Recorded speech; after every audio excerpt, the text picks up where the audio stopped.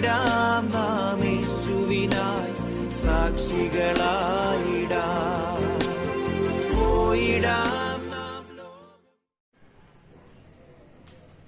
The second book of Samuel, chapter 1, report of Saul's death.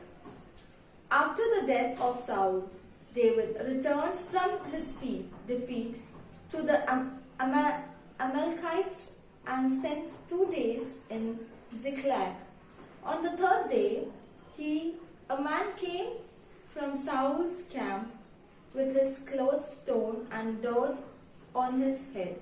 Going to David, he fell on the ground in homage. David asked him, "Where do you come from?" He replied, "I have escaped from the Israelite camp."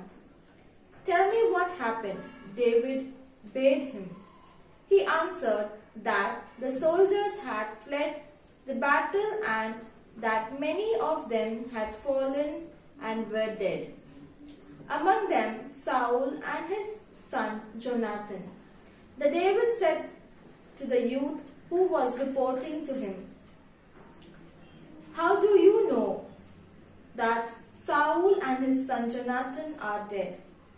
The youthful informant replied, "It was by chance that I found myself on Mount Gilboa and saw Saul leaning on the spear, with chariots and horsemen closing in on him. He returned around and, seeing me, called me to him. When I said, 'Here I am,' he asked me, 'Who are you?' And I replied, 'An Amalekite.'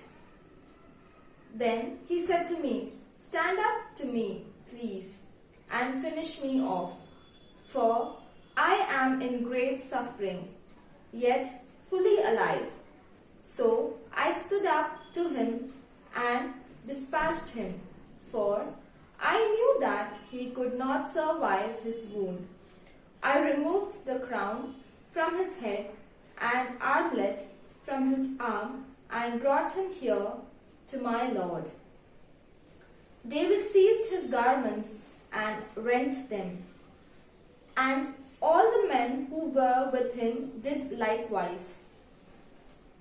They mourned and wept and fasted until evening for Saul and his son Jonathan, and for the soldiers of the Lord who clans of Israel, because they had fallen by the sword. Then David said to the young man who had brought him the information, "Where are you from?" He replied, "I am the son of an Amalekite immigrant." David said to him, "How is that you were not afraid to put forth your hand to desecrate the Lord's anointed?" David then called one of the attendants and said to him, "Come, strike him down." And the youth struck him a mortal blow. Meanwhile David said to him, "You are responsible for your own death, for you testified against yourself when you said, 'I dispatched the Lord's anointed.'" Elige or Saul for Saul and Jonathan.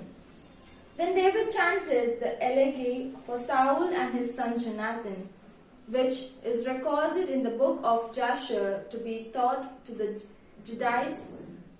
He sang, "Alas, the glory of Israel, Saul, slain upon your heights, how can the warriors have fallen?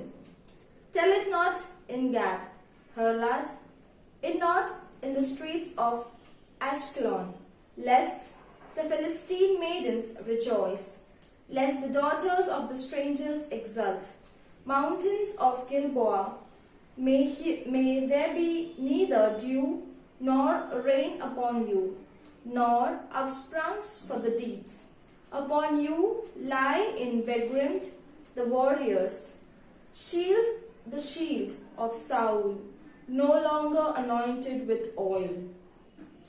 From the blood of the slain, from the bodies of the vigilant, the bow of Jonathan did not turn back, for all the sword of Saul returned unstained. Saul and Jonathan, beloved and cherished, separated neither in life nor in death.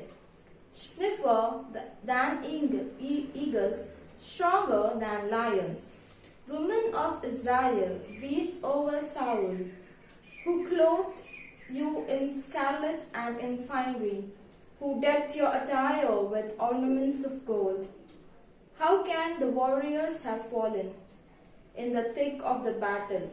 Slain upon your heights, I grieve for you, Jonathan, my brother. Most dear have you been to me. More precious I held love for you than love for woman. How can the warriors have fallen? The weapons of war have perished. The word of the Lord. Thanks be to God.